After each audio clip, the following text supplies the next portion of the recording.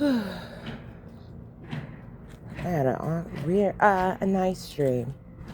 Finally, a dream without pain in it. It was very nice. It was magical, honestly. There's a lot happening.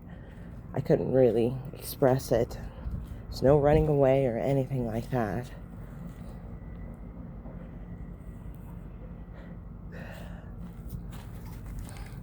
I wonder if they'll survive the sudden cold that will come here. I'm not up. I'm in the south, so, but it's warm enough to put on a nice jacket, which I do have on.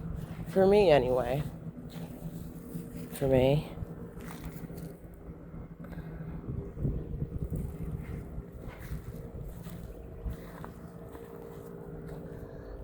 The one that sprouted early might not make it, but the others, the hundreds of others that I planted by seed should be able to, I think. Well, this one, this is not, these are zinnias.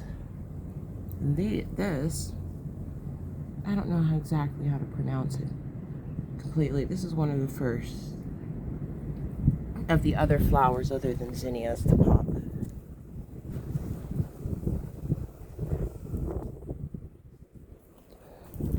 Pop up.